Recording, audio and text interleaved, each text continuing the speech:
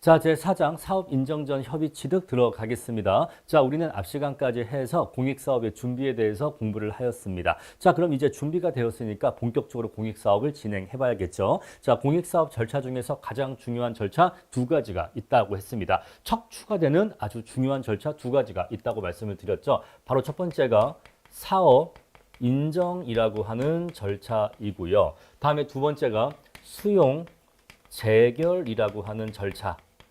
이 두 가지 절차가 가장 중요한 절차이다 라고 말씀을 드렸습니다. 자, 그랬을 때 사업 인정을 받으면 그때부터 사업 시행자에게 토지 수용권이 주어지기 때문에 사업 인정부터 해서 강제 수용 절차가 진행된다 라고 말씀을 드렸습니다. 사업 인정부터 해서 이제 강제 수용 절차가 진행된다 라고 말씀을 드렸어요. 자, 그런데 사업 인정을 받아서 물론 국민의 토지를 강제로 뺏을 수도 있지만 오늘날 민주사회에서 가급적이면 국민의 토지를 그 토지 소유자의 자발적 의사에 의해서 매매의 형식으로서 토지를 수용할 수 있도록 하기 위해서 사업 인정 전에 협의 취득, 협의라고 하는 절차를 규정하고 있어요. 그래서 사업 인정 전에 협의에 의해서 토지를 취득할 수 있는 절차가 있습니다. 자, 그리고 만약에 협의가 불성립하는 경우에는 그럼 이제 어쩔 수 없는 거죠. 토지 소유자가 자발적인 의사로는 팔지 않겠다라고 한다면은 이제 강제 수용 절차인 사업 인정으로 넘어가는 것이고요.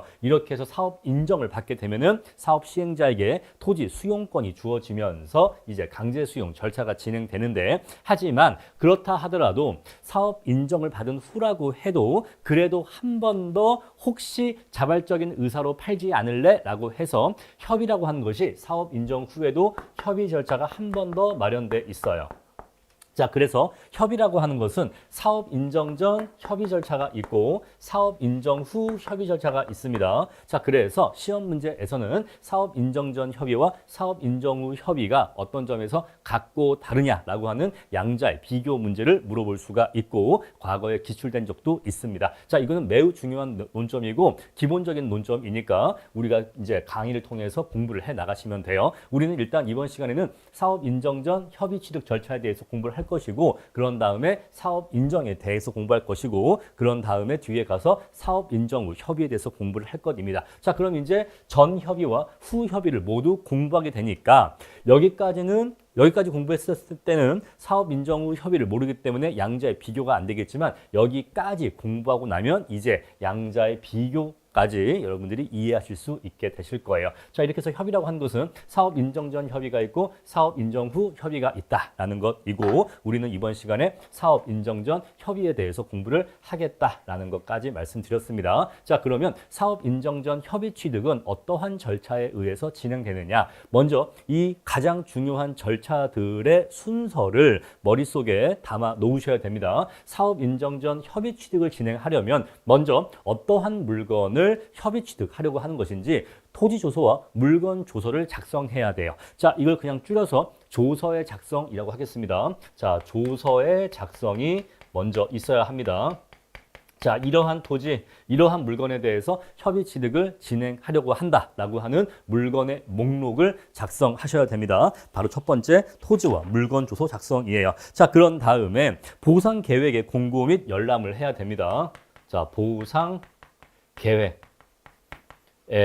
공고 및 열람을 진행해야 돼요. 자, 보상 계획의 공고 및 열람은요. 자, 내가 이제 공익사업을 진행함에 있어서 사업 인정 전 협의 취득을 이러한 절차, 이러한 일정에 따라서 진행할 것이다 라는 것을 주민들한테 알리는 겁니다. 자, 언제까지 토지 조소와 물건 조소를 열람할 것이고, 그리고 감정평가는 언제 시행될 것이고, 감정평가가 이제 시행되어서 감정평가액이 나오면은 협의 과정이 언제 진행될 것이고, 계약의 체결은 언제 진행될 것이고, 그러한 일정들을 알려주고요. 자, 그리고 토지 소유자 추천제가 있기 때문에 감정평가 법인 등을 추천하려면 어떠한 요건을 갖추어서 언제까지 추천을 해라, 이런 식으로 그러한 절차에 대한 안내와 각 절차의 일정 계획을 알려주는 겁니다. 아시겠죠? 자, 그래서 보상이 이렇게 진행될 거니까 언제까지 조서 열람하고, 다음에 감정평가 언제 시행될 것이고, 그러면 협의가 언제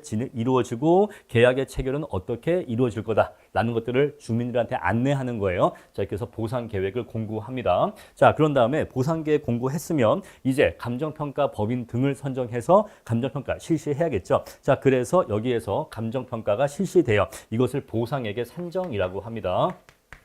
보상액의 산정. 자, 바로 우리 감정평가사가 바로 여기에서 투입되는 거예요. 감정평가가 여기에서 이루어지는 것이고 나중에 여러분들이 합격하신 다음에 바로 이 단계에서 우리가 이제 공부하는 보상평가가 여기에서 이루어지는 것입니다. 여러분들이 아침마다 실무 푸시고 실무 문제 많이 푸시고 합격하실 거잖아요. 그때 공부했던 바로 그 내용으로서 보상평가가 이때 이제 이루어지게 될 거예요. 자, 그럼 이제 이렇게 산정된 보상액을 갖고 피수용자와 협의를 진행해야겠죠. 자, 보상금이 얼마 나왔는데 이거 받고 물건의 소유권 넘기시겠습니까? 라는 협의를 진행해야 할 것입니다. 우리 그것을 협의라고 해요.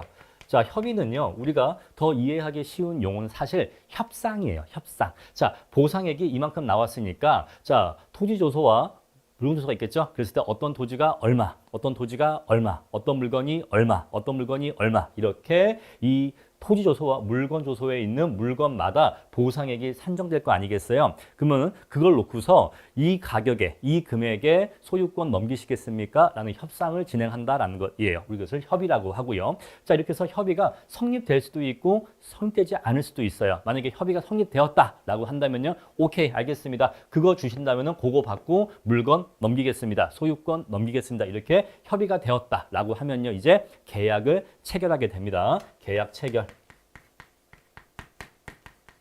자, 이러한 절차를 통해서 사업 인정 전 협의 절차가 진행되는 것입니다. 자, 그런데 여기 보시면은 각각 하나마다 하나의 절로서 목차가 구성되어 있는데 맨 밑에 이 계약의 체결은 교재에 별도의 절이 없거든요. 왜 절이 없느냐? 내용이 없기 때문에 그래요. 그냥 계약을 체결한다. 끝입니다. 요거는 우리가 어떤 법학적으로 따로 따질 게 없어요. 협의가 성립되어서 계약서 쓴다. 이 말이기 때문에 계약서를 쓴다라고 하는 것은 그 자체로는 별로 우리가 공부할 게 없는 것입니다. 자, 우리 그래서 협의가 성립하면 계약서를 쓴다. 계약을 체결한다. 라는 거 그냥 상식적으로 정리해 주시고 별도의 절로 뽑아서 말씀드릴 내용은 없다는 거. 자, 그러면요. 협의가 성립되지 아니하면 어떻게 됩니까? 아, 그때는요. 사업 인정으로 넘어가서 이제 그때부터 이제 자발적인 협의가 되지 않은 피수용자들에 대해서는 사업 인정을 받아서 강제 수용 절차에 들어간다라는 것이에요. 자, 이렇게 전체적인 절차 체계를 이해하시고 내용 보시면 되겠습니다.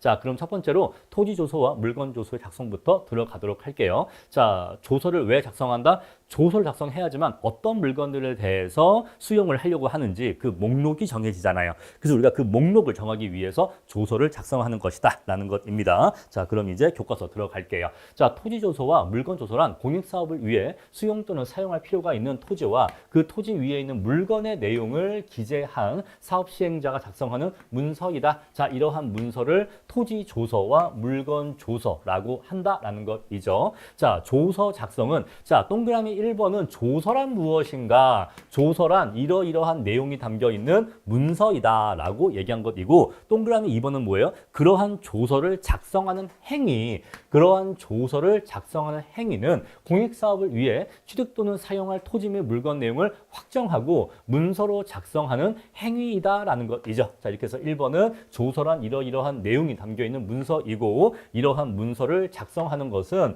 자, 이러이러한 내용을 확정하고 문서로 그 내용, 어떠한 물건을 수용하려고 하는 것인지 그 내용을 확정하는 행위이다라는 거 이렇게 구분해 주시고요. 다음에 세 번째, 취득 또는 사용 절차 개시 전 사업 시행자, 자, 전에 사업 시행자, 토지 소유자 및 관계인에게 자, 우리 요걸 그냥 합쳐서 피수용자라고 합니다. 피수용자.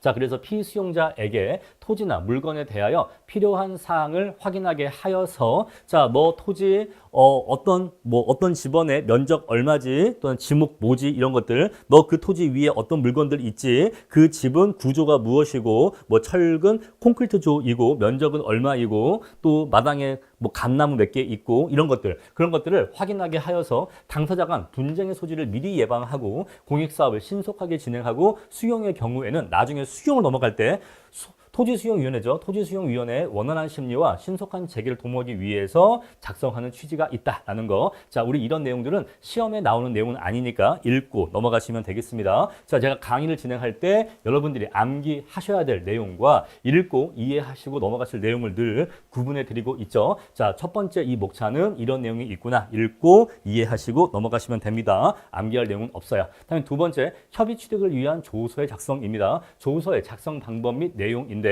역시 이것도 시험에 나올 내용은 아니기 때문에 읽고 이해하시고 넘어가시면 됩니다. 사업 시행자는 공익사업의 계획이 확정된 때에는 어디 지역에 이렇게 해서 어떠한 공익사업을 시행해야겠다라는 그 계획이 확정된 때에는 자, 이렇게 있었을 때 요 중에서 여기다가 이렇게 공익사업을 시행하겠다라는 계획이 쓴 거죠. 자, 이러한 계획이 확정된 때에는 지적도 또는 임야도에, 즉 지도에다가 그냥 쉽게 그냥 지도에다가 대상 물건인 토지를 표시한 용지도를 작성하여야 하고 바로 이게 용지도예요. 용지요. 자, 이렇게 지도가 있는데 자, 지적도 또는 임야도가 있는데 거기다가 공익사업을 이렇게 공익사업을 시행하겠다라고 지도 위에 토지의 영역을 표시한 지도를 용지도라 한다 이 얘기예요. 아시겠죠? 어려운 거 아닙니다. 자, 지도에다가 지적도나 임야도에다가 요렇게 해서 여기 있는 토지를 수용할 거야. 이렇게 지도에 표시해 놓은 것을 용지도라고 합니다. 그러면 이 용지도가 이렇게 그려지고 나면은 이 범위 내에 있는 토지, 그죠? 이 범위 내에 있는 토지, 만약에 이 안에 토지가 어떻게 있느냐? 토지가 이렇게 있다. 자, 이렇게 있다. 라고 하면은 요 토지들, 그죠? 요 토지들이 토지 조서 내용이 되겠죠. 토지 조서에 이 토지가 들어갈 것이고 그리고 이 토지 위에 이렇게 집이 있고 나무가 이렇게 있고 그죠? 이런 식으로 집이 있고 이런 식으로 이 토지 위에는 물건들이 있겠죠. 그 토지들하고 물건들을 목록으로 정리한 문서가 바로 토지 조서와 물건 조서다라는 것이에요. 자, 그래서 작성된 용지도를 기본으로 하여 토지 조서 및 물건 조서를 작성하여야 한다라는 것입니다. 자, 이 토지 위에 어떤 물건들이 있는지 조사를 해서 그 조사한 내용으로서 토지 조서 및 물건 조서를 작성한다라는 것이에요. 역시 중요한 내용 아닙니다. 읽고 이해하시고 넘어가시고요. 자, 다음에 이렇게 해서 조서를 작성한 다음에 이 내용이 맞는지에 대해서 확인을 받아야 돼요. 자, 먼저 서명 또는 날인인데 사업 시행자는 토지 조서와 물건 조서를 작성하여서 서명 또는 날인을 하고 자, 사업 시행자가 서명 또는 날인을 하고 그런 다음에 토지 소유자와 관계인의 서명 또는 날인을 받아야 한다라는 것입니다. 자, 이거 맞지? 내가 네 토지와 물건을 조사해 보니까 자, 어떤 토지가 있는데 자, 이 토지는 1번지예요. 자, 1번지인데 이 위에 집이 이렇게 20제곱이 있더라. 그랬을 때, 자, 토지 조서에는 어떤 내용 들어갈까요? 자, 1번지 토지. 자, 1번지 토지인데, 만약에 얘가 면적이 100제곱이다 라고 할게요. 자, 그러면은 면적 100제곱. 맞지? 그리고 이거는 뭐 어떤 토지고, 이런 내용들이 있겠죠. 자, 그리고 이제 건물. 자, 건물은 지상에 20제곱미터짜리 주택이 있고, 그리고 이거의 구조는 뭐 예를 들어서 그냥 시골이니까 목조다 뭐 이런 식으로 이렇게 자, 네 토지 이거 맞지? 면적 맞지? 그리고 그 토지 위에 물건 20제곱짜리 주택 목조 주택 있는 거 맞지? 이렇게 해서 사업 시행자가 먼저 서명 및 날인을 하고 토지 소유자 및 관계인한테 제시하는 거예요. 요거 맞지? 라고 확인받아서 맞네. 그래. 내 토지 요거 맞고 요 토지 위에 요 물건 있는 거 맞아. 라고 확인을 토지 소유자 및 관계인도 확인을 하면은 그래 이거 맞다. 라는 이제 확인, 서명 및 날인을 하라 이 얘기예요. 아시겠죠? 자, 이렇게 해서 그 내용이 맞는지에 대해서 서명 또는 날인을 받아야 한다라는 것입니다. 자, 이렇게 해서 이제 받으면 아무 문제 없어요. 이제 받으면 그래 이거 맞다. 라고 해서 토지 소유자와 관계인도 여기에 대해서 서명 및 날인을 하면 이제 이거는 조서가 작성된 거고 끝난 겁니다. 끝난 거예요. 자, 아무 문제 없고요. 자, 그런데 서명 또는 날인을 거부한 경우가 있겠죠. 자, 이걸 작성한 다음에 내밀었는데 서명 및 날인을 거부한 경우가 있습니다. 자, 그랬을 때 보시면요. 첫 번째, 토지 소유자 및 관계인이 정당한 사유 없이 서명 또는 날인을 거부하는 경우 그냥 사람이 감정적으로 싫을 때가 있죠. 실제로 보상평가를 할 때 이게 어려운 점이에요. 뭐냐면 주민들 중에서 기분이 안 좋은 주민들이 있어. 그러니까 주민이 좀 이렇게 갈리는데 감정평가사들이 현장에 평가로 나갔을 때 감정평가사한테 잘 보이려고 한 사람들이 있습니다. 그렇게 해서 보상금을 가급적 많이 받고자 하는 그런 의도가 있는 거죠. 근데 사실은 감정평가사한테 사실 밉보여서 좋을 건 없습니다. 어쨌거나 우리 평가사들이 보상액을 정하는 거예요. 자, 담보평가하고 우리 감정평가 법인의 가장 중요한 두 가지 업무가 담보하고 보상인데 담보와 보상은 성격이 다릅니다. 자, 예를 들어서 어떤 건물이, 그 토지가 10억짜리 토지가 있다 그랬을 때 내가 이 토지를 10억의 담보평가를 한다? 자, 10억짜리 토지가 있는데 내가 얘를 담보평가할 때와 보상평가할 때는 아예 달라요.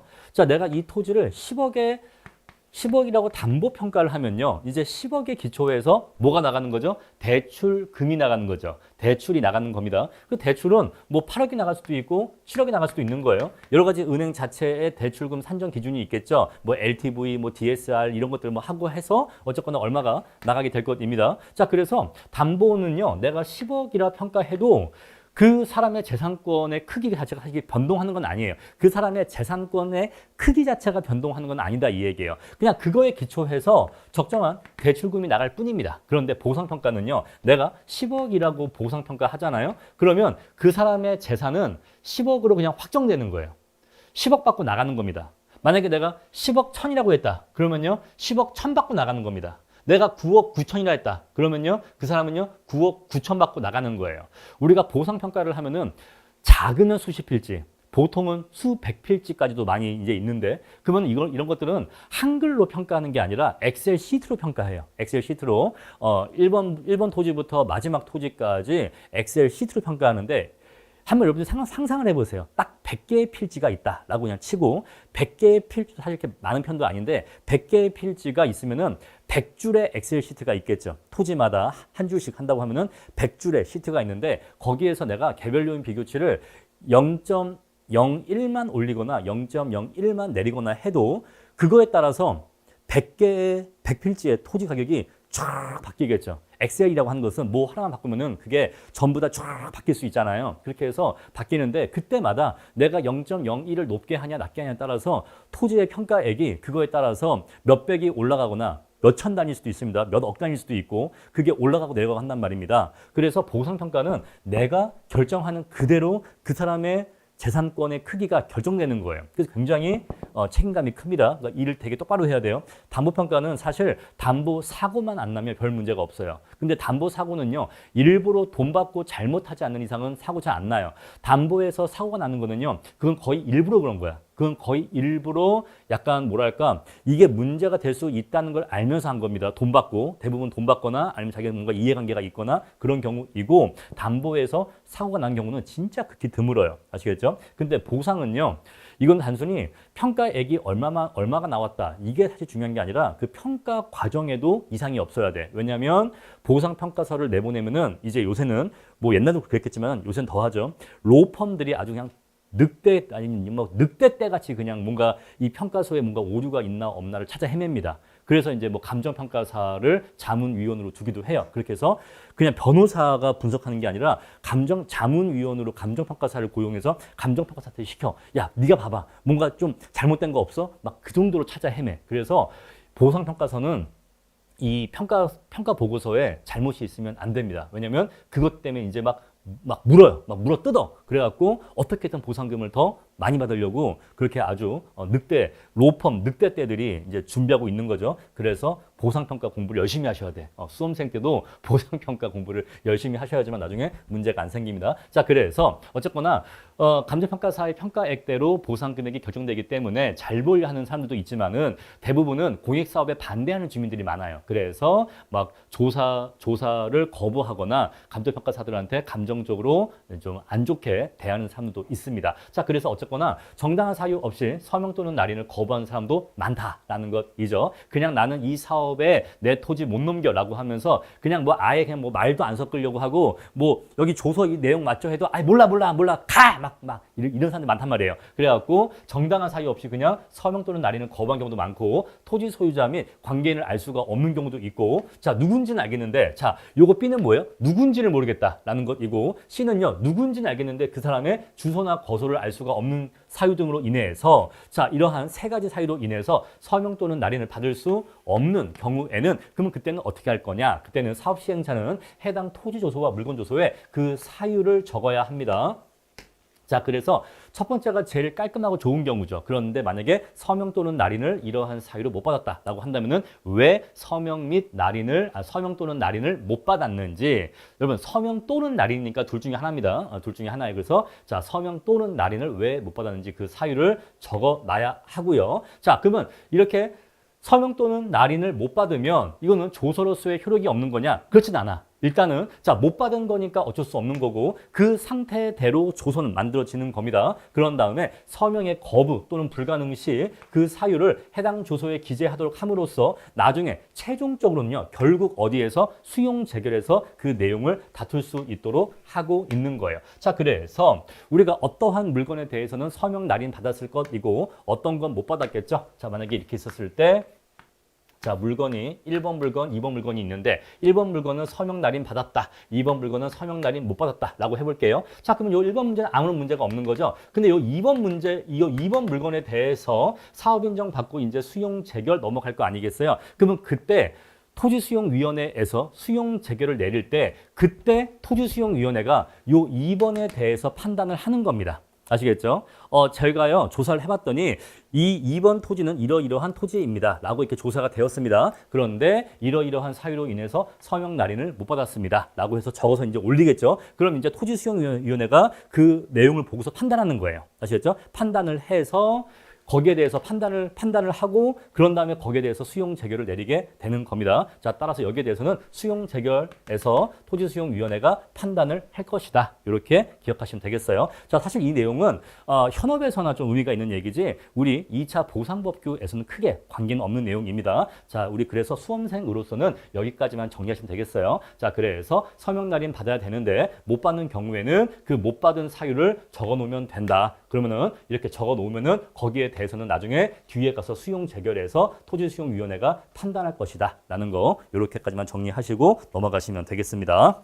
자, 다음 제2절 보상계획의 공고 및 열람 보도록 하겠습니다. 자, 이렇게 해서 토지조소와 물건조소가 만들어지면은 그럼 이제 공익사업의 개요, 어떠한 공익사업인지 토지조소와 물건조소의 내용, 그리고 보상의 시기, 방법, 절차. 자, 시기는 언제 보상이 이루어질 것인지, 어떠한 방법, 이거는 현금 보상인지, 채권 보상인지, 대토 보상인지, 그러한 방법, 절차는 어떠한 절차에 의해서 보상이 이루어지는 것인지, 그런 것들이 포함된 보상 계획을 그러한 보상 계획을 이러한 내용이 담긴 보상 계획을 전국을 보급 지역으로 하는 일간 신문에 공고하고 신문에 실으라 이 얘기입니다. 자, 그리고 토지 소유자 및 관계인이 각각 통지하여야 하며 특별자치도지사, 시군, 구청장에게도 통지하여야 한다라는 것이에요. 자, 이렇게 보상 계획을 만들어서 그 보상 계획을 공고도 하고 개별 통지도 하라라는 것입니다. 다만 토지 소유자와 관계인이 20인 이하의 경우에는 공고를 생략할 수 있다라는 것이에요. 신문에 기사를 내는 거는 생략할 수 있다라는 것입니다. 신문에다가 광고 내는 거는 생략할 수 있다 이 얘기예요. 자, 그런데 1차 감감법에서는 이런 내용이 중요한 내용입니다. 뭐 몇 명 이하냐, 뭐 몇 명을 필요로 하냐, 아니면은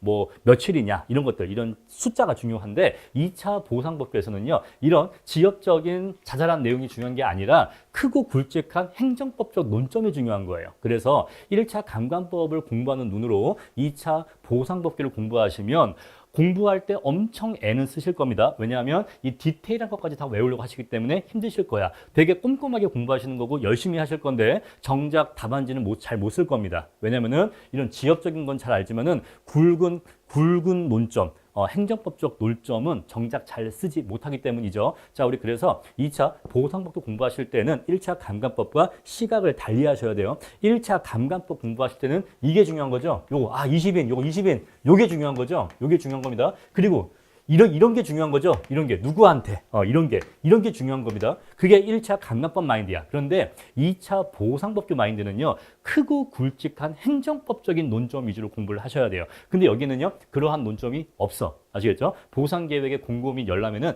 행정법적인 논점이 없기 때문에 여기서 사실 공부할 게 없는 겁니다. 그래서 그냥 이런 내용이 있구나 하고 읽고 넘어가셔야지 특시군구 막 이렇게 외우실 필요가 없단 말입니다. 아시겠죠? 여기다 이렇게 막 빈칸 채운 다음에 이 빈칸이 뭐냐 이런 거 물어보지 않아. 그는 1차 감감법 마인드라고요. 아시겠죠? 자, 그래서 이런 것들은 읽고 넘어가시면 되는 겁니다. 이런 내용이 있구나 정도만 이해하시면 돼요. 자, 다음에 보상계획의 열람입니다. 사업시행자는 공고나 통지를 하였을 때에는 그 내용을 14일 이상 일반인이 열람할 수 있도록 하여야 하고요. 역시 14일 이상 별로 그렇게 중요한 내용 아닙니다. 그냥 상식적으로 알고 있으면 되는 내용이에요. 다만 사업지역이 2 이상의 시군구에 걸쳐 있거나 사업시행자가 행정청이 아닌 경우에는 해당 특별자치도지사, 시장, 군수, 구청장에게도 그 사본을 송부하여 열람하도록 해야 된다라는 것이에요. 근데 이거 뭐 특별히 어려운 내용은 아닌 게 중요한 내용 아닙니다. 역시 이것도 중요한 내용 아니다라는 것이에요. 중요한 내용 아니기 때문에 사실은 그냥 넘어가셔도 돼. 그냥 이거 아예 안 보고 넘어가도 제 생각에는 별 문제 없습니다. 그런데 그냥 빠르게 간단하게 설명드리면 이런 거예요. 이렇게 해서 이렇게 A 지역, B 지역이 있는데 자, 공익사업이 여기서 시행돼. 네, 이렇게 된다라고 하면은 B 지역도 조금 걸치잖아요. 그랬을 때 자, 여기 지역에서만 열람만 하면 되는 게 아니라 여기에도 보상계획 보내줘 갖고 여기서도 열람을 하게 하라라는 것이고, 자, 사업 시행자가 행정청이 아니야. 행정청이 아니면은 사업 시행자 자기 회사 뭐 1층 로비, 뭐 자기 회사 뭐 어떤 사무소 거기에 와서만 열람하라. 이게 아니라 특별자치도지사나 시장, 군수, 구청장에게도 보내줘서 관공서에서도 주민들이 열람할 수 있도록 해줘라. 그 얘기예요. 아시겠죠? 그러니까 어려운 얘기 아니야. 만약에 뭐 민간 기업이야, 무슨 뭐 현대건설이야, 그러면은 현대건설 사무실로 와서 열람해라. 이렇게만 하지 말고 이런 데에도 보내줘갖고 주민들이 관공서에 가서도 열람할 수 있도록 해줘라. 이런 거예요. 아시죠? 뭐 시청, 뭐 구청, 군청 이런 데 가서 도청 이런 데 가서도 열람할 수 있도록 보내줘라. 그런 뜻이에요. 전혀 중요한 내용 아니니까 그렇구나 하고 넘어가시면 되는 겁니다. 자, 앞서서 말씀드린 것처럼 1차 감감법 마인드로 공부하시면 안 되는 거예요. 자, 그리고 한 가지 여러분들이 조금 헷갈리실 만한 게 있는데 바로 절차의 순서입니다. 자, 우리가 앞에서 조서를 먼저 작성하고 그런 다음에 보상 계획에 공고 및 열람을 한다라고 지금 말씀드리고 있어요. 자, 그랬을 때 처음에는 이게 순서가 조금 헷갈릴 수가 있습니다. 보상 계획을 먼저 하는 건가, 조서 작성을 먼저 하는 건가 헷갈리실 수가 있는데, 자, 조서 작성을 먼저 하는 겁니다. 왜 먼저 하는 것이냐면 우리가 보상 계획을 공고 및 열람할 때 그 내용으로 뭐가 있다? 바로 토지 조서와 물건 조서의 내용이 있다라는 것이에요. 우리가 보상 계획에 공고 및 열람을 할 때 주민들한테 이렇게 보여주겠죠. 자, 우리 보상 계획 이렇게 짰고 그리고 거기에 같이 열람되는 내용으로서 토지 조서 및 물건 조서의 내용이 이때 같이 공고 및 열람되기 때문에 그래서 토지 조서와 물건 조서의 작성을 먼저 하는 겁니다. 아시겠죠? 먼저 해놓고 이러한 토지와 이러한 물건들에 대해서 이러한 계획에 따라서 보상이 이루어질 것이다 라고 흘러가는 거예요. 그래서 얘가 먼저이다 라는 것입니다. 그리고 얘가 14조이고 얘가 15조예요. 아시겠죠? 이렇게 해서 법 조문도 14조, 15조 이렇게 순서대로 되어 있다라는 것입니다. 자, 다음 세 번째 보상계획에 대한 이의신청 보겠습니다.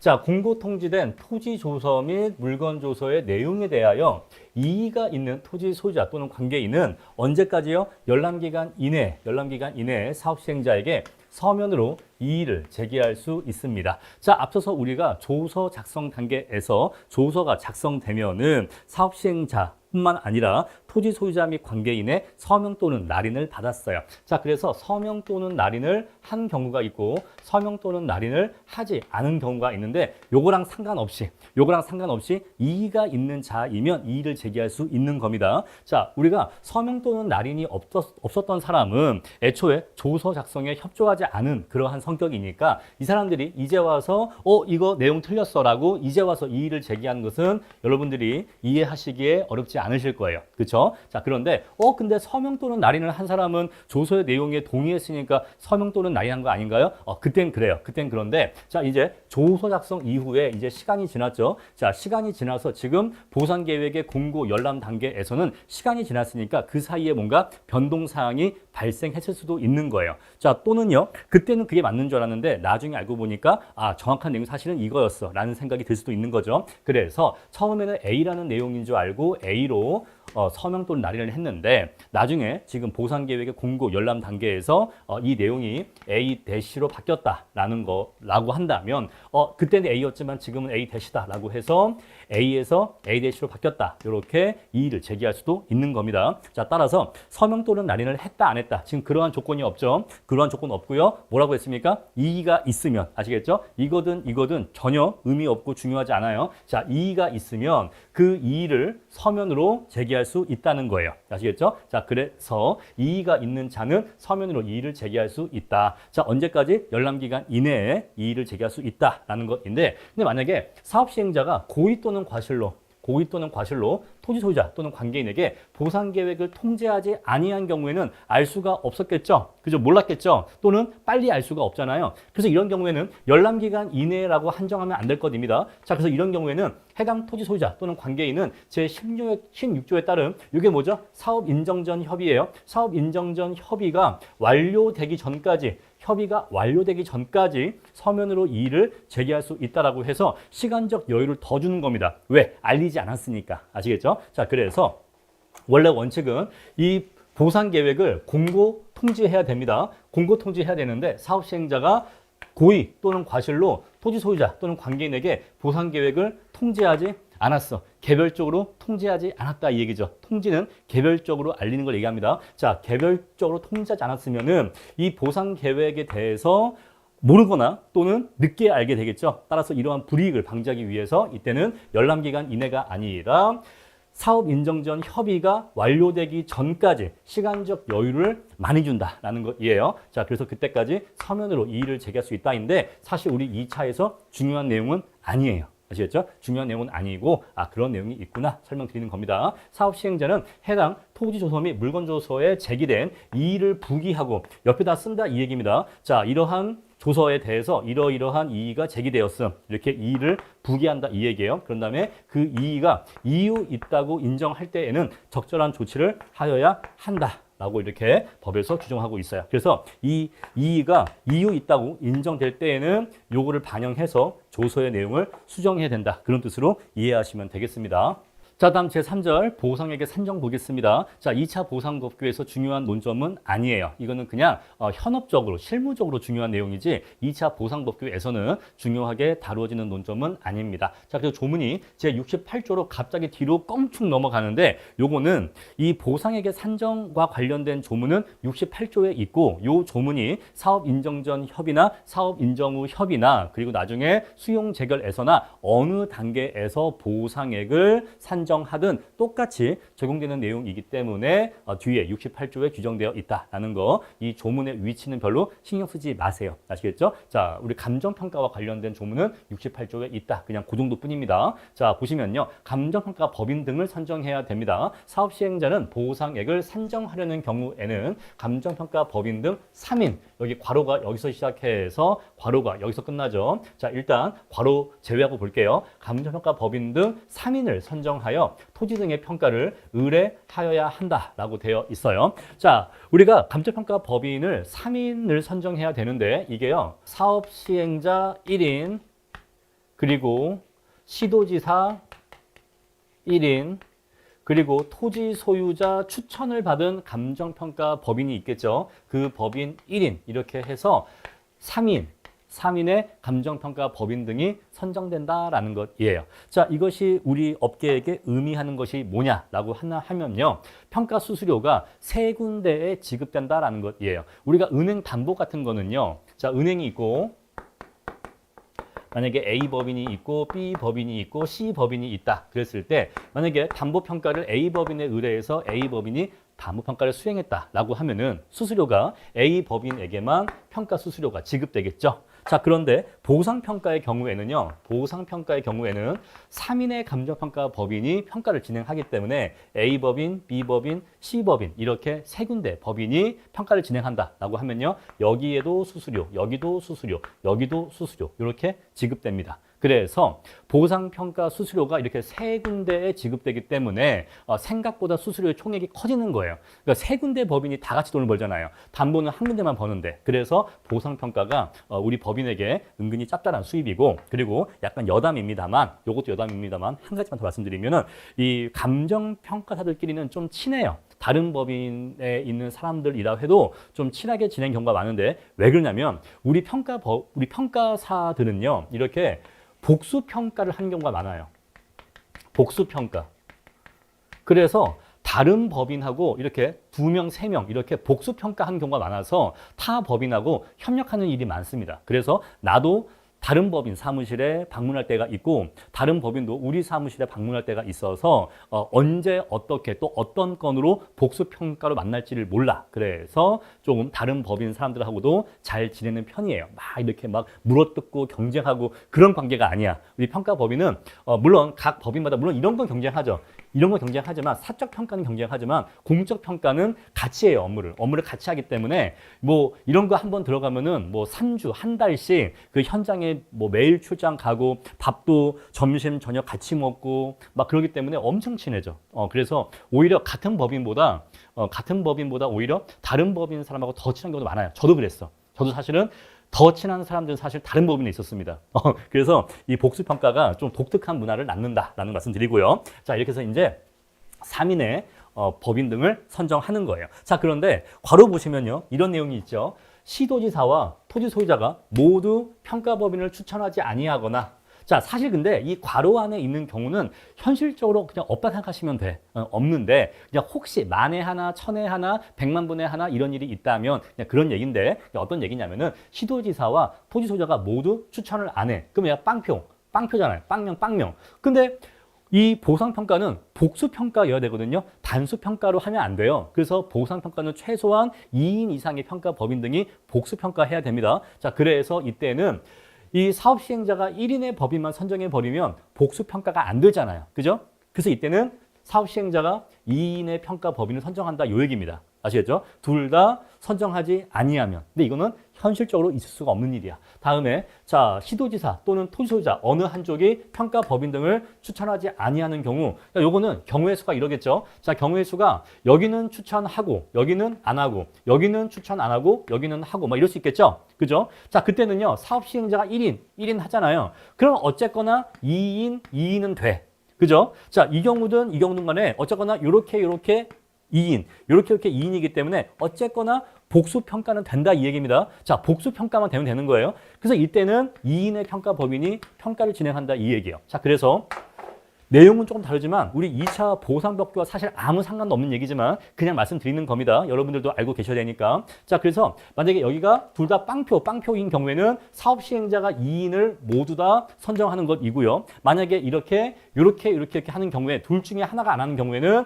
이렇게 1 해서 2, 1 해서 2니까 그때 역시 2인의 평가법인 등이 진행한다는 것이에요. 따라서 이때도 역시 2인, 이때에도 2인이기 때문에 그래서 이러한 경우에는 2인을 선정한다라고 되어 있는 거예요. 아시겠죠? 이 경우에는 사업시행자만 2인을 선정하는 것이고, 이때는 사업시행자 1,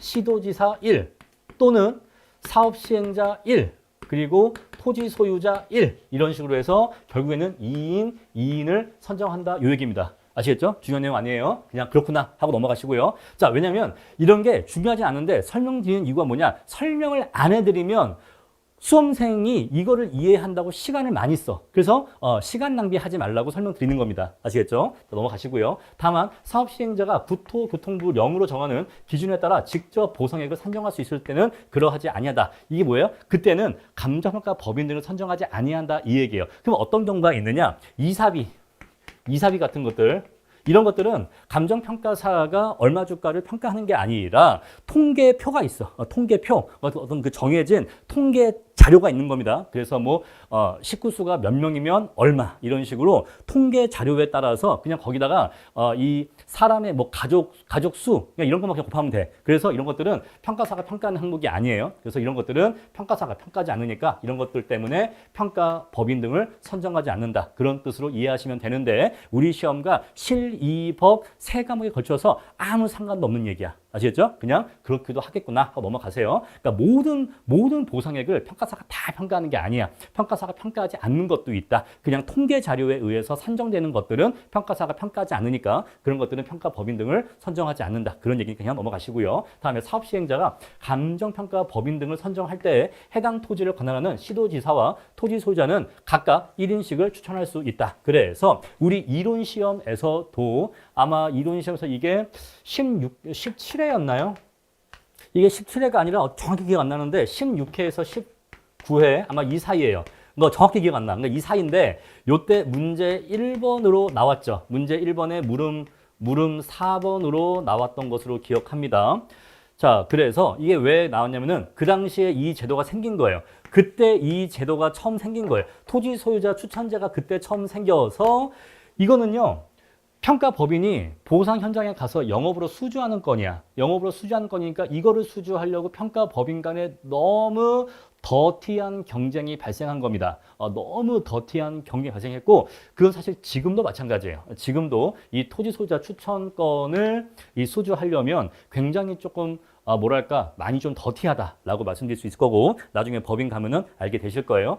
되게 박 터진다. 요거 수주하려고 되게 박 터지고 난리가 아니다라는 것인데 그러니까 이 문제가 너무 심각해지니까 이제 거기에 대해서 윤리 문제, 업자 간의 윤리 문제를 그때 요것과 관련지어서 물어본 거죠. 요거를 수주하려고 난리가 아니다. 지금도 되게 뭐랄까 비도덕적으로 이거 업무를 수주를 많이 하는 법인도 있어요. 나중에 업계 가시면 다 알게 되실 겁니다. 자, 이 경우 사업시행자는 추천된 감정평가 법인 등을 포함하여 선정해야 된다. 그래서 이렇게 추천을 하면은 이것들을 포함해서 선정해야 된다. 그래서 얘가 이렇게 1인 추천하면은 요것들을 포함해서 이렇게 3인을 선정하라. 그런 내용인데 그렇구나 하고 읽고 넘어가시면 됩니다. 자, 다음 재평가 의뢰 볼게요. 자, 이렇게 해서 감정평가 법인 등을 선정해서 감정평가를 했는데 그렇게 나온 보상액이 좀 문제가 있다라고 하는 경우에는 재평가를 의뢰할 수 있습니다. 자, 방가로 1번은 뭐냐? 당해 감정평가 법인 등에게 재의뢰를 하는 경우입니다. 자, 맨 처음에 A, B, C 이렇게 A,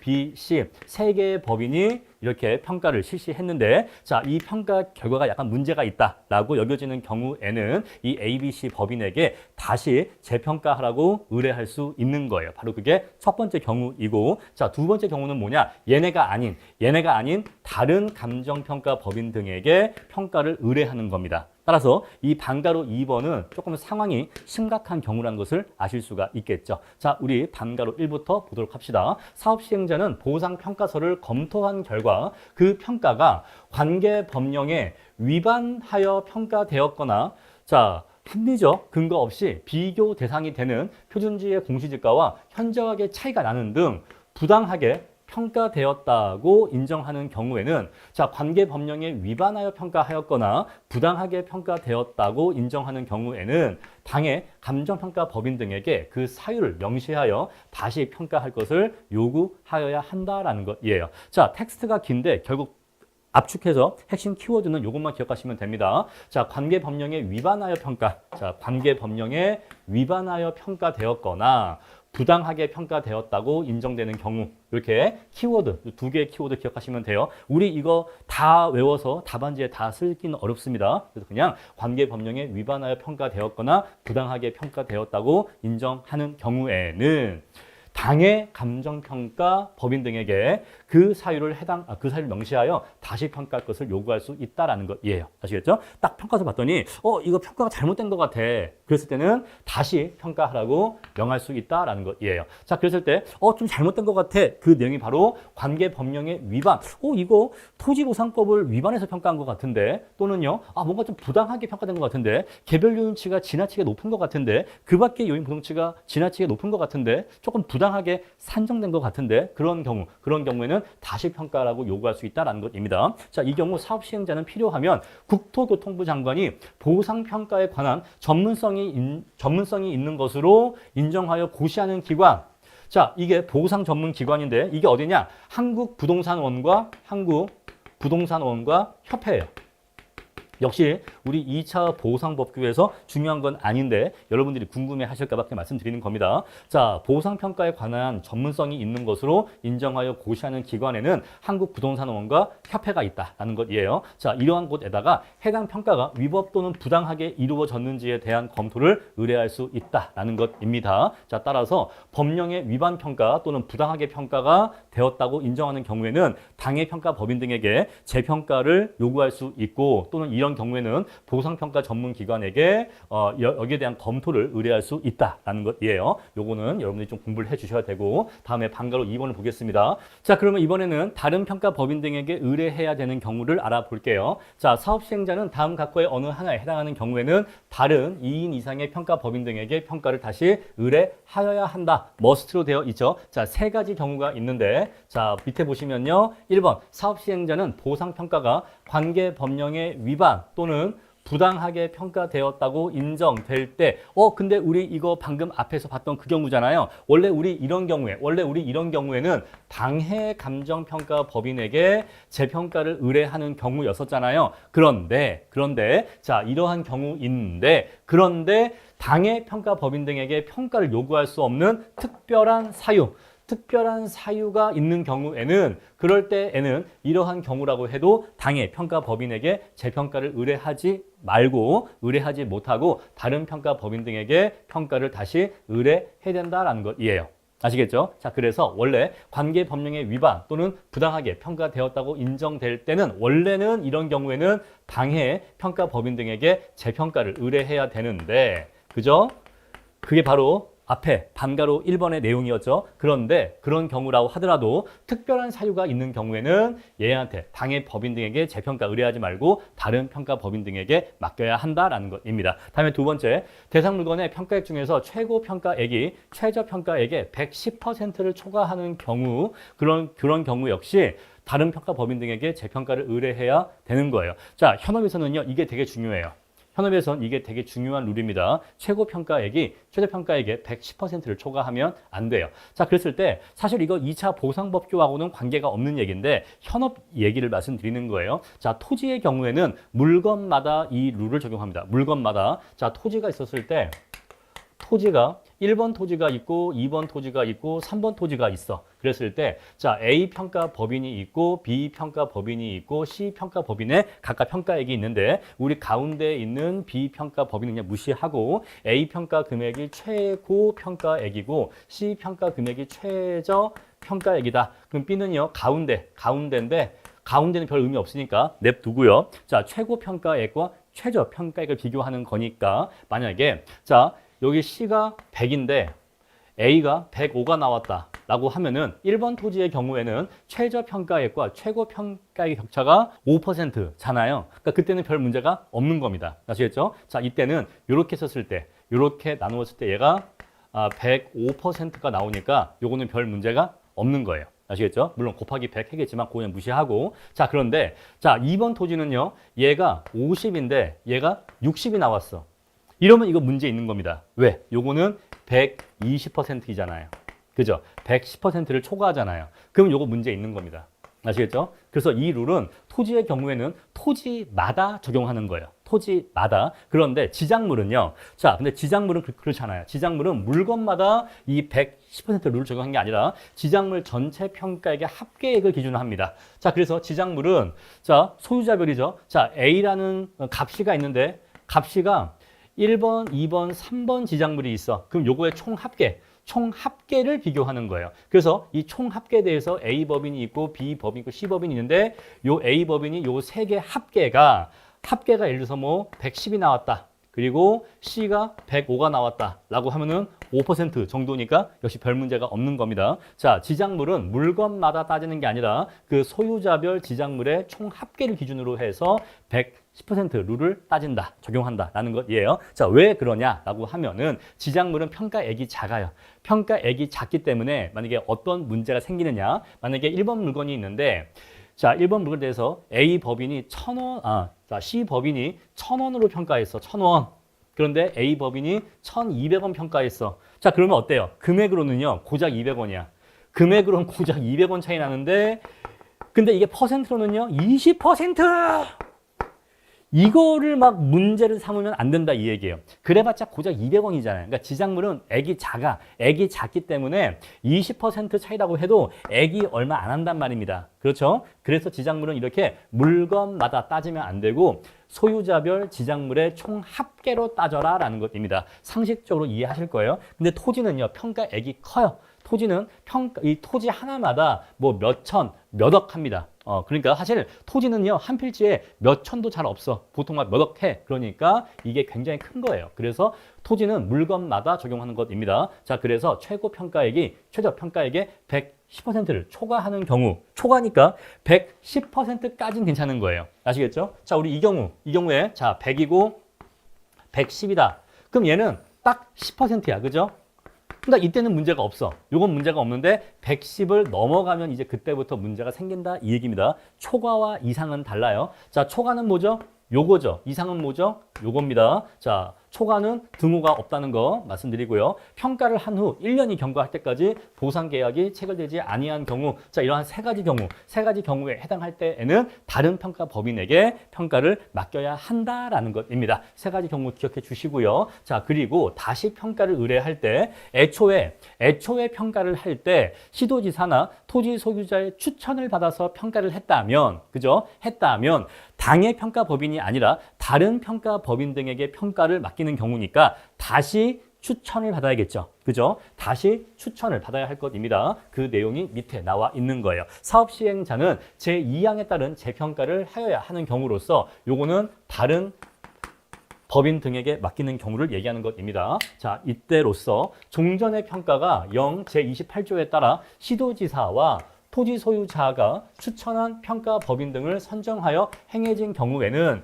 여기가 1인, 여기가 1인 이렇게 추천해서 얘네들을 포함해서 평가가 이루어진 경우에는 얘네한테 다시 다른 감정평가 법인 등을 추천하여 줄 것을 통지하여야 한다라는 것입니다. 자, 그래서 만약에 A, B, C 이렇게 있었는데 자, 다른 법인이 맡긴다라고 하면은 이번에는 B 법인이 아닌 C 법인이 아닌 다른 법인을 추천이 된다라는 것이에요. 아시겠죠? 그런 내용 보시고 정리하시면 되겠어요. 자, 우리 2차 보상법규에선 사실 그렇게 중요한 내용은 없는데 아라비아 2번 재평가 의뢰 요 내용이 감정평가 윤리하고도 관련된 내용이에요. 윤리 그리고 손해배상하고도 관련된 논점이기 때문에 요 2번 재평가 의뢰에 대해서 좀 아실 필요가 있다. 특히 여기 110%룰 요거는 손해배상하고도 나중에 관련되는 논점이 있어요. 그래서 나중에 뒤에 가서 또 말씀드릴 기회가 있을 겁니다.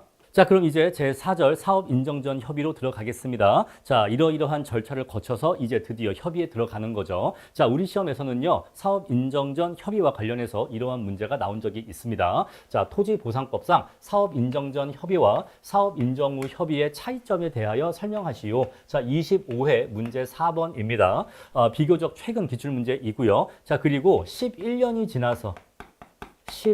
지나서 토지보상법상 다음에 법적 성격은요, 법적 성질과 같은 말로 이해하시면 돼요. 자, 이것을 설명하시오라고 해서 사업 인정 전과 후에 보상에 관한 협의의 법적 성질을 설명하라 라고 물어봤고, 다음에 2번에서 사업 인정 후 협의 취득의 법적 성질에 대해서 물어봤습니다. 자, 그래서 1번에서 물어봤던 내용과 2번의 내용이 거의 유사한 내용을 다시 물어보고 있다라는 것을 아실 수가 있어요. 자, 그래서 보상법규는요, 나왔던 논점이 다시 나옵니다. 보상법규는 문제 뺑뺑이라고 생각을 하시면 돼. 그러니까 행정법도 마찬가지입니다. 자, 우리가 행정법이라는 과목이 있고 또 우리 시험에서는요, 보상법규라고 하는데 그냥 보상법규나 행정법이나 마찬가지 로직이에요. 똑같아요.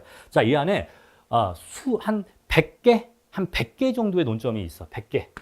이 안에 100개 정도의 논점이 있는데 물론 범위를 어디까지 벌리느냐에 따라서 다르겠지만은 우리 시험에 한정하면은 감정평가사 2차 보상법규와 관련해서는 한 100개 정도의 논점이 있다라고 전체 범위를 설정했을 때 이 중에서 어떤 게 나오느냐? 이 문제은행식이다라고 생각하시면 돼요. 문제은행. 그래서 뭐 이 안에서 1번부터 100번까지 논점이 있는데 자, 이번 시험에서는 31번 논점, 42번 논점, 12번 논점, 그다음에 57번 논점 이렇게 출제가 되고 다음번 시험에서는 다시 뭐 2번 논점, 14번 논점, 그다음에 60번 논점, 91번 논점 이런 식으로 문제은행식으로 출제가 된다라고 생각을 하시면 돼요. 자, 그랬을 때 과거에 나왔던 논점, 여기 12번 논점이 다시 출제가 될 수 있는 겁니다. 물론 표현은 약간 바뀌죠. 약간 바뀌지만 그래도 기본적으로 그 몸통은 기본적으로 12번 논점이 다시 재출제되는 거예요. 다만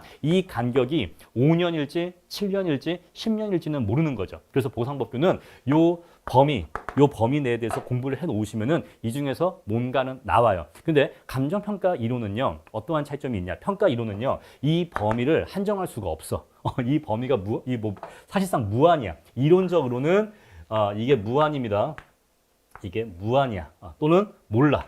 모릅니다. 그래서 이 범위를 어디까지라고 한정할 수가 없어요. 그래서 뭐 이론적으로는 무한인데 사실 무한은 너무 심했고 한 2, 300개라고도 얘기할 수가 있습니다. 왜? 뭐든지 물어볼 수 있어. 뭐든지. 그래서 이거는 범위를 한정하기가 어렵다.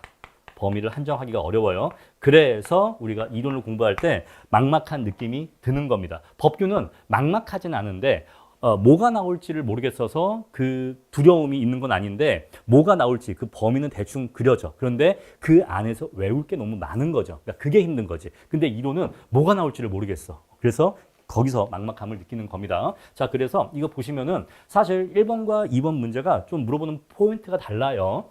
물론 이거는 뒤에 가서 다시 또 설명드릴 기회가 있겠지만은 요거는요. 사업 인정 전 협의와 사업 인정 후 협의의 차이점 물어봤으니까 이거는 법적 성질에 한정된 게 아니라 전반적으로 얘와 얘의 차이점에 대해서 서술하시는 거예요. 이건 전반적으로 차이점 설명하는 거고, 근데 이거는 법적 성격에 한정해서만 얘기를 하는 겁니다. 자, 그래서 사업 인정 전 협의는 사법상 매매 계약의 성격을 가지고 사업 인정 후 협의에 대해서는 판례는 사법상 매매 계약을 보지만은 학설은 공법상 계약으로 본다. 거기에 대해서 쓰시면 되는 겁니다. 물론 이 내용은 여기 내용 중에 일부로 포함됐겠죠. 물론 이 내용 중에 법적 성질에 대한 차이점이 여기에 하나 들어오는 건데 지금 문제 2번은 그 내용 중에서 요거 하나를 따로 떼어서 물어본 거다라는 거 아실 수 있을 거고요. 자, 그리고 여기서 사업 인정 후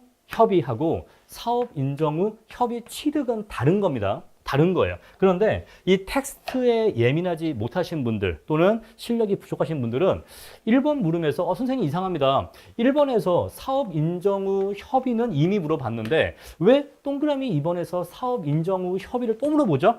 자, 동그라미 1번은요. 사업 인정 후 협의고요.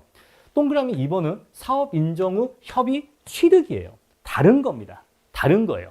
동그라미 1번은 사업 인정 후 협의의 법적 성질이 뭐냐라고 물어본 거고 동그라미 2번은 협의 취득의 법적 성격이 뭐냐, 법적 성질이 뭐냐를 물어본 거예요. 아시겠죠? 협의와 협의 취득은 다른 겁니다. 여기 협의에서는요. 이 협의가 사법상 매매 계약이냐 공법상 계약이냐에 대해서 물어본 거고 여기서 물어본 협의 취득은요. 이렇게 취득을 하는 게 원시 취득이냐 승계 취득이냐 이걸 물어본 거예요.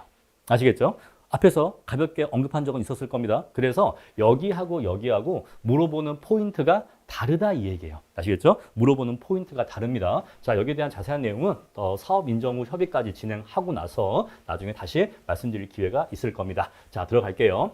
수용 재결 신청 전에 사업 시행자로 하여금 수용 대상 토지에 관하여 권리를 취득하거나 소멸시키기 위하여 토지 소유자 및 관계인과 교섭하도록 협상하도록 하는 절차이다. 협의는 피수용자의 자발적 의사에 기초하므로 최소 침해의 원칙을 지킬 수 있고 공익사업의 신속, 원활한 진행을 도모할 수 있다라는 것이고요. 읽어보시고요. 자, 다음에 법적 성질은 두 가지 학설이 있습니다. 첫 번째, 사법상 계약설이에요. 자, 협의라고 하는 것은 토지 소유자 및 관계인의 자발적 의사에 의해서 매매 계약이 이루어지는 것이니까 이것은 결국 사법상 매매 계약과 다를 게 없다라고 보는 견해이고요. 공법상 계약서는요. 아무리 사업 인정 이전이라고 해도 자, 사업 인정 이전이다, 이후다. 이게 왜 의미가 있냐면 자, 뒤에 가서 한 번 더 반복하겠지만 우리가 사업 인정이 있기 이전에도 협의가 있고 사업 인정이 있고 난 이후에도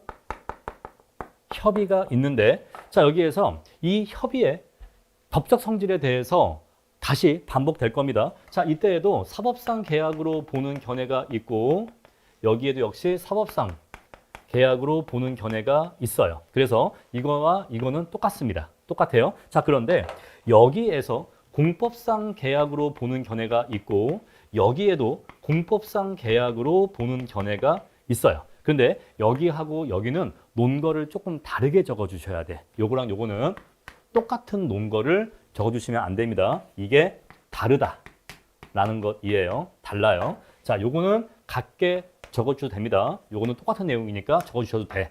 그런데 요거 공법상 계약으로 보는 요 학설은 논거를 다르게 적어주셔야 돼요. 왜 그러냐라고 하면은 자, 우리 사업 인정을 통해서 사업 시행자에게 수용권이 부여된다라고 했죠. 따라서 사업 인정 전 협의를 할 때는 사업 시행자에게 수용권이 있어요, 없어요? 없어요. 이때는 수용권이 없는 상태야. 자, 이때는 수용권이 없는 상태에서 사업 인정 받기 전에 수용권이 없는 상태에서 협의를 진행하는 거고 이때는요. 이때는 수용권이 있는 상태예요. 수용권이 있는 상태입니다. 제가 이 수용권 앞에서 왕이 장군에게 내리는 그 왕의 칼로 비유 드린 적 있죠. 칼을 받기 전이냐 받고 난 후냐 그 차이가 있는 거예요. 차이가 있어요. 그죠? 수용권을 가지지 않은 상태에서 이 협의하는 것과 수용권을 가진 상태에서 협의를 하는 건 다른 겁니다. 아시겠죠? 이때는 강제 수용권이 있는 상태에서 협의를 하는 거고 이때는 강제 수용권이 없는 상태에서 협의하는 거다라는 것이에요. 자, 그래서 우리가 요때는요. 수용권이 이 공법상 계약으로 보는 논거가 뭐다? 바로 수용권이 있지 않냐. 사업 시행자에게 수용권이 있다. 라고 하는 것이 얘가 사업 인정 후 협의가 공법상 계약의 성질을 가진다라고 주장하는 논거 중에 하나가 되는 거다 이 얘기예요. 그런데 이 논거를 여기에선 쓸 수가 없다는 겁니다. 왜? 여기서는요 수용권이 없잖아요. 이때는 수용권이 없잖아요.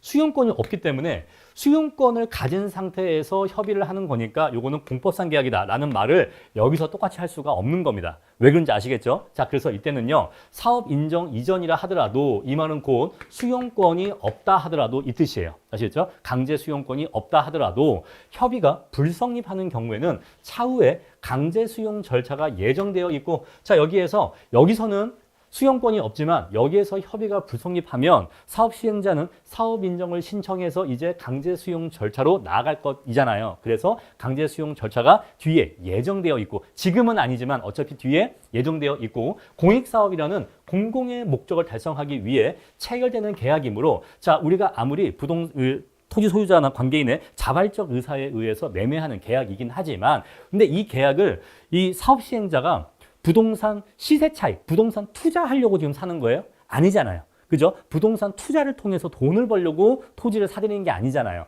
공익사업을 시행하기 위해서 공공의 목적을 달성하기 위해서 그러한 목적하에 체결되는 계약이니까 그러니까 이러한 근거에 기초해서 그래서 이러한 계약은 공법상 계약으로 보는 것이 타당하다라고 얘기하는 거예요. 아시겠죠? 자, 그래서 사업 인정 전 협의나 사업 인정 후 협의나 모두 사법상 계약설, 공법상 계약설 각각 있어. 각각 있는데 사법상 계약설은 논거가 같다고 보시면 됩니다. 그런데 공법상 계약에 대해서는 논거가 조금 달라. 왜냐하면 이때는 수용권이 없는 상태고 있는 상태이기 때문에 여기에 대한 차이를 밝혀주셔야 돼요. 그래서 이 부분에서 표현이 달라지는 겁니다. 그래서 여기서 얘기했던 학설을 컨트롤 C, 컨트롤 V에서 여기로 옮기시면 안 되는 거예요. 아시겠죠? 약간의 차이가 있어요. 그러니까 이런 것들을 공부를 섬세하게 하지 않는 경우에는 이거와 이거가 같은 얘기인 줄 알아.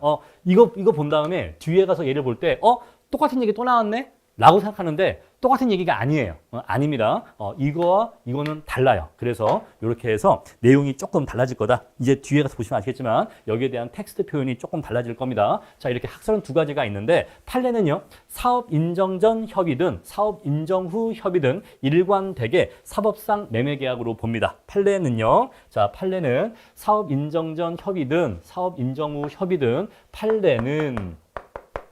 판례는 사법상 계약으로 봐요. 아시겠죠? 판례는 둘 다 모두 사법상 계약으로 본다. 그러니까 판례는 헷갈릴 게 없어. 둘 다 그냥 사법상 계약으로 봅니다. 자, 수용 재결에 의한 강제 취득만 이제 강제 수용을 보는 거고 그 외 전, 후 협의는 전부 다 사법상 매매 계약으로 봐요. 자, 대법원은 과거 공특법에 의한 손실보상의 협의는 공공기관이 아닌 사경제 주체로서 행하는 사법상 계약의 실질을 가지는 것으로서라고 되어 있죠. 따라서 사법상 매매 계약으로 본다. 이 얘기이고 당사자 간의 합의로 같은 법 소정의 손실보상의 요건을 완화하는 약정을 할 수 있고 그와 같은 당사자 간의 합의로 같은 법 소정의 손실보상 기준에 의하지 아니한 매매 대금을 정할 수 있다고 판시하였다라는 것인데 자, 이 판례의 내용은 크게 두 가지 내용으로 이루어져 있습니다. 첫 번째 요 앞부분이에요. 요 앞부분이 1번이고 여기 뒷부분이 2번인데 1번의 내용은 뭐다? 결국 사업 인정 전이든 후든 간의 협의라고 하는 것은 협의 취득은 뭐다? 사법상 매매계약의 성격을 가진다라는 거. 그게 동그라미 1번의 내용이고 2번의 내용은요. 그렇기 때문에 사법상 매매계약이기 때문에 토지보상법상의 손실보상금에 의하지 아니하고도 매매 대금을 정할 수 있다는 거예요. 토지보상법상의 손실보상 기준에 의하지 아니하고 보상 금액을 정할 수 있다라는 것입니다. 자, 만약에 우리가 감정평가사가 정당 보상액을 구해 보니까 100이야. 자, 어떤 토지가 있는데 이 토지의 정당 보상액이 토지보상법에 의한 정당 보상액이 100이다라고 하겠습니다. 자, 그랬을 때 사업 시행자가 토지 소유자하고 120에 사업 인정 전 또는 사업 인정 후 협의를 할 수 있느냐에서 판례는 할 수 있다고 본 거예요.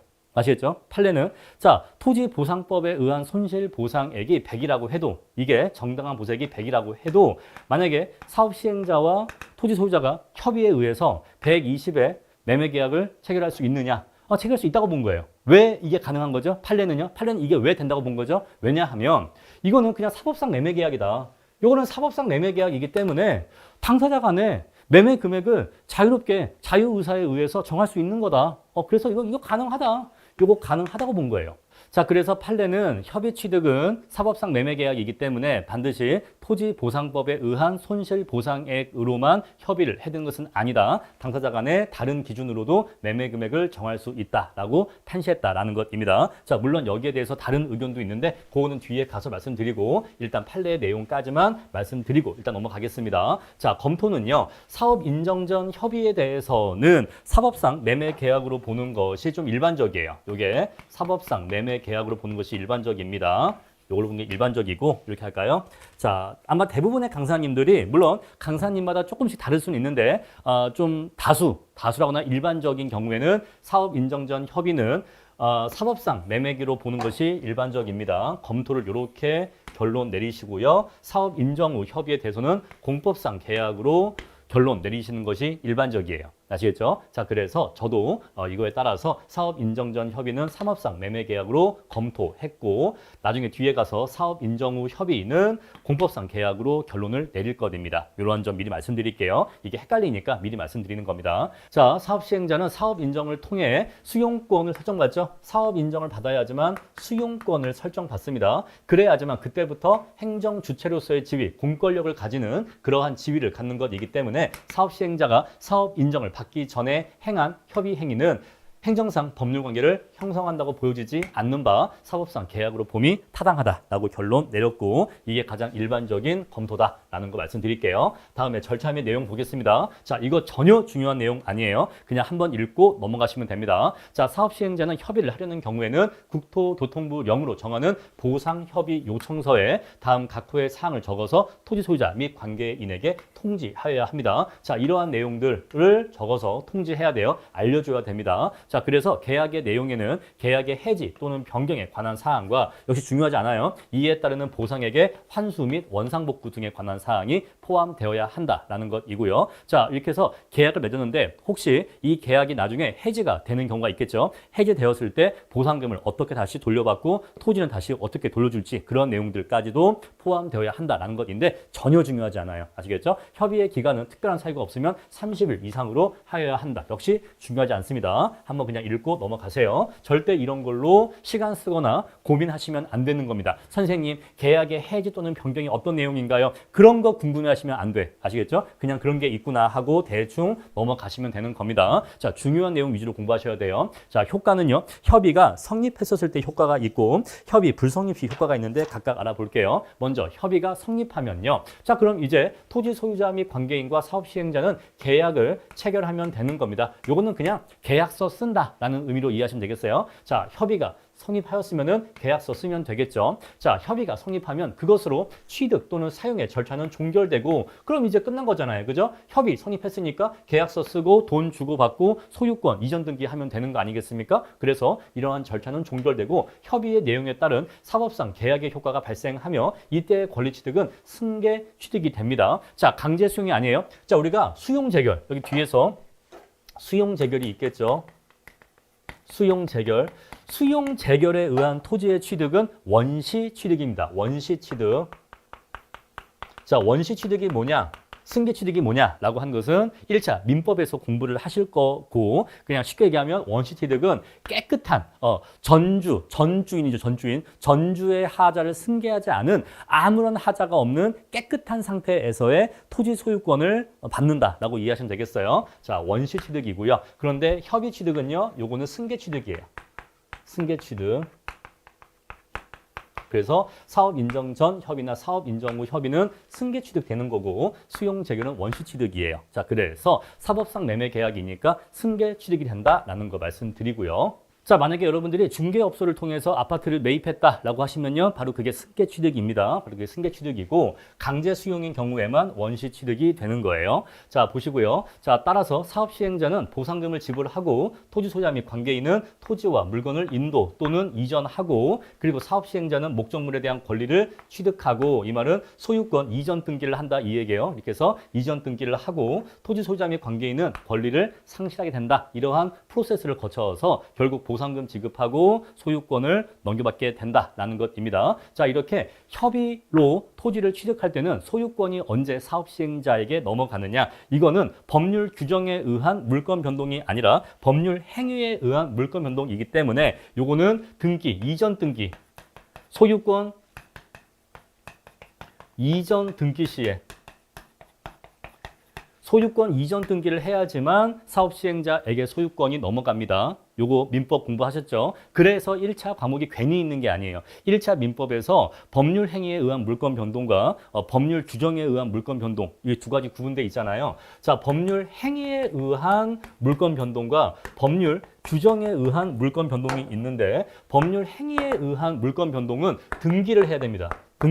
등기를 해야 그러한 물권 변동이 발생하는 거예요. 근데 법률 규정에 의한 물권 변동은 이거는 등기를 하지 않아도 돼요. 등기를 하지 않고 법에서 규정한 요건을 충족하면 그때 이미 물권 변동의 효과가 발생하는 겁니다. 자, 어떤 경우가 있죠? 법률 규정은요. 상속, 그리고 경매, 그리고 이거 지금 강제 수용 이런 것들이 대표적인 법률 규정에 의한 물권 변동이에요. 자, 상속이 이루어졌다라고 하면요. 그 상속인이 사망했을 때 그때 바로 물권 변동의 효과가 발생하는 거예요. 등기 안 해도 상속인이 사망하면 바로 그때 사망했었을 때 바로 물권 변동의 효과가 발생하는 겁니다. 상속인이 소유권을 받게 되는 거예요. 자, 경매하면요. 낙찰되면 그러면 소유권 이전 등기 안 해도 낙찰되는 순간 이미 소유권은 넘어가는 겁니다. 그렇게 이해하시면 되고 그다음에 수용은요. 자, 수용 재결이 있으면 수용의 개시일에 그때 원시 취득이 이루어지는 거예요. 아시겠죠? 자, 이렇게 해서 법률 행위에 의한 경우에는 등기를 해야지만 그때 소유권 넘어간다. 그래서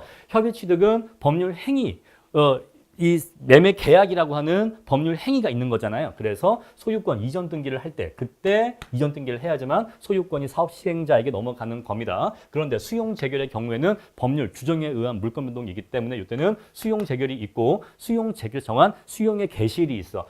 재결 정한 수용의 개시일이 있는데 수용의 개시일 이 수용의 개시일에 이날까지 사업 시행자는 보상금을 지급하거나 공탁해야 되고 그러면 수용의 개시일에 자동으로 등기하지 않아도 자동으로 소유권은 사업 시행자에게 넘어가는 겁니다. 자, 이 경우 협의에 의한 토지 등의 취득은 민법 제186조에 따른 부동산에 관한 법률 행위, 여기 있죠? 법률 행위로 인한 물권의 득실 변경에 해당하므로 소유권 이전 등기를 마쳐야지만 소유권을 취득하게 됩니다. 자, 협의가 성립됐다고 해서 그때 바로 소유권 넘어가는 게 아니에요. 법률 행위로 인한 물권 변동이기 때문에 소유권 이전 등기까지 해야지만 소유권이 비로소 사업 시행자에게 넘어간다. 자, 그런데 사실 이 내용 우리 2차 시험에서 중요한 내용은 아닙니다. 중요한 내용은 아니기 때문에 그냥 읽고 넘어가시면 되겠어요. 자, 밑에 관련 판례 보시면요. 토지보상법상 수용은 전 강제 수용이죠. 강제 수용은 일정한 요건 하에 그 소유권을 사업 시행자에게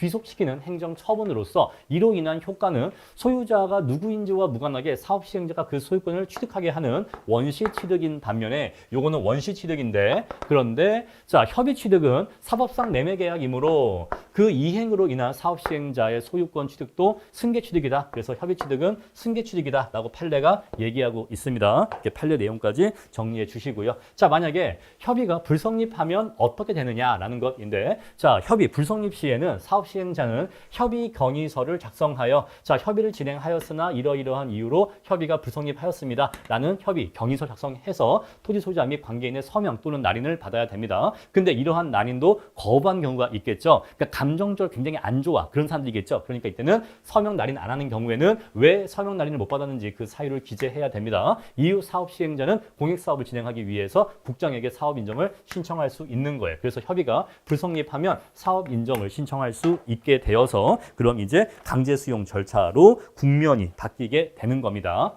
자, 뒤에 보충 자료 보시면요. 저는 사실 이 내용이 중요한 논점이라고 생각하지는 않는데 궁금해하시는 분들이 있을까 봐 조금 보충 설명 드립니다. 자, 아까 우리 판례는 사법상 매매계로 보기 때문에 토지보상법에 따른 손실보상금이 아니라 당사자 간의 합의로서 별도의 매매 금액을 정할 수 있다라고 판례가 보고 있다라고 말씀드렸잖아요. 거기에 대해서 자, 김원보 평가사님의 저서에서 김원보 평가사님 저서에서 관련 내용이 있어서 김원보 평가사님의 견해를 좀 소개해 드릴게요. 자, 협의 과정에서 사업 시행자 및 토지 소유자 등이 당사자 간의 합의로 또는 협의로서 토지보상법의 적용을 배제할 수 있는지 이것이 문제가 된다라는 것이에요. 자, 그래서 토지보상법상의 이 평가액 손실보상금은 100인데 이 100과 다르게 120 또는 80 이렇게 이 토지보상법상의 손실보상금과 다른 금액으로 협의할 수 있는지 그게 문제가 된다라는 것입니다. 자, 토지보상법은 물론 실제로는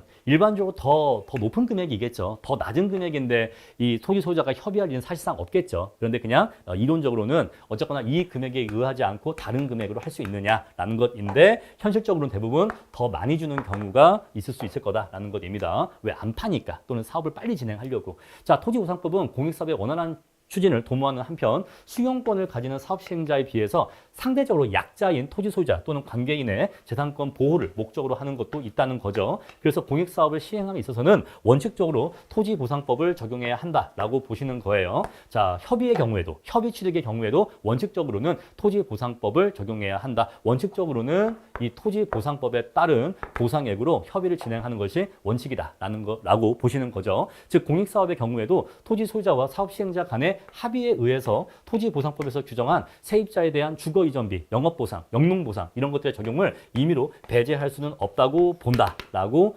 저서에 적혀 있어서 그 관련 의견을 소개해 드립니다. 자, 만약에 이 논점이 시험에 나왔다. 사실 출제 확률은 낮다고 보지만 혹시 이 논점이 시험에 나왔다라고 한다면 그러면 어떻게 답안지를 쓸 것이냐. 이제 그게 문제가 될 것인데 자, 그럴 때는 답안지를 이렇게 쓰시면은 절충적인 답안이 되는 겁니다. 자, 이럴 때는 절충적이고 종합적인 답안을 쓰시는 것이 안전한 거예요. 자, 기본적으로 감정평가사 2차 보상법규는 판사들이 나와서 출제하는 게 아닙니다. 여러분들 그 오해하시면 안 돼. 법무사 시험은 법원에서 법원이 되게 중요한 역할을 해요. 그래서 법무사 시험에서는 판례가 되게 중요합니다. 그러니까 거기는 판례대로 써야 돼. 무조건. 법무사 쪽은 그래요. 근데 우리는 판사님이 들어와서 출제위원을 하시는 게 아니야. 우리 시험은 감정평가사가 출제위원을 합니다. 자, 그래서 판례에서 그렇게 보고 있다 하더라도 감정평가사의 의견이 더 중요하다라고 생각하시면 돼요. 그래서 저라면은 이걸로 쓰겠습니다. 요걸로 쓰겠어요. 그래서 이러이러하기 때문에 원칙적으로는 토지보상법을 적용해야 한다라고 결론을 낼 거예요. 아시겠죠? 자, 그런데 근데 앞에서 우리가 근데 사업인정전 협의는 사법상 매매계약으로 앞에서 검토 결론 내렸잖아요.